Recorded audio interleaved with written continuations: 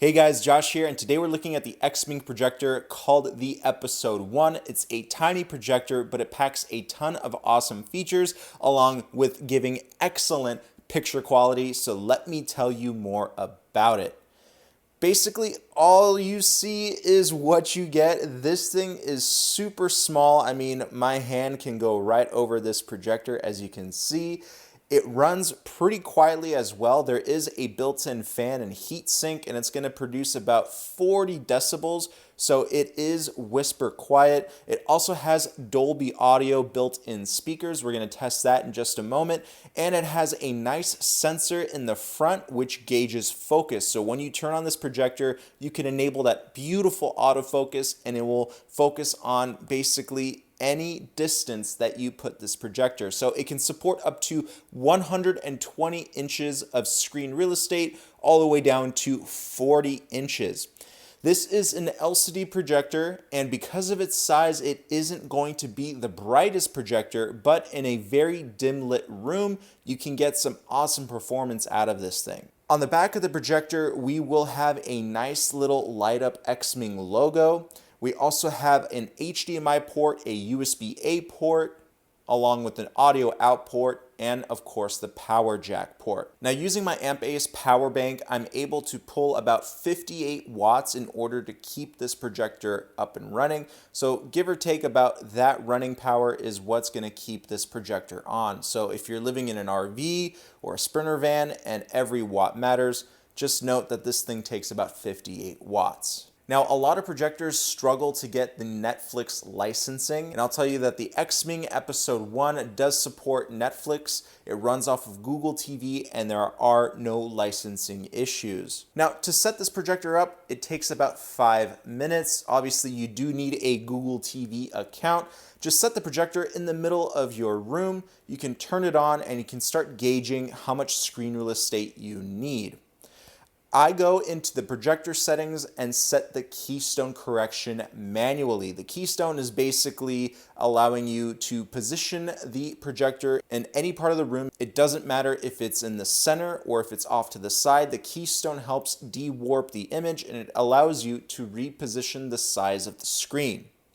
On top of that, you can use the manual focus or the autofocus, which works really well when repositioning the projector. So depending on the distance, that's when it's going to start gauging and changing that focus. The bottom of the projector features an awesome 1/4 20-inch mount, so it can easily be mounted on any ball head or tripod, or it has these nice little rubber feet on the bottom, so you can actually plant it on a flat surface and use it that way. Now, aside from the remote, there are no physical controls on the projector except for the power button right here up top. The control is a basic Google TV control. It has our volume buttons, our Netflix and YouTube buttons, and our settings buttons, along with that circular dial that allows you to change the channels and other settings on the projector too. So when it comes down to resolution, this thing supports up to 1080p, but it does look sharper than 1080p, especially on this 100-inch projector. You can see that there is minimal distortions even when this projector is at an angle and not dead on center. So it produces really nice images. Right now I'm playing 4K footage, and it still looks great, especially when it's down res to 1080p. Now, when it comes down to lumens, we get 150 CVIA lumens. It's not the brightest projector, as I mentioned earlier, so you are going to need a very dim or low light environment for you to get the full performance out of this thing. Xming states that you are getting 1500 to 1 contrast ratio. I mean, with projectors, you are gonna see some issues in the blacks and the shadows, and sometimes it will overexpose the highlights, but this projector, especially in a dimly lit room, does a great job with that contrast ratio. TVs will get you much better contrast ratio, and much more expensive LED projectors will get you a better contrast ratio, but we're talking about a projector that costs less than $250, and the performance that we get out of this thing is truly impressive. Now let's listen to the audio capabilities of the built-in speakers on this projector. Let me know what you think in the comment section down below.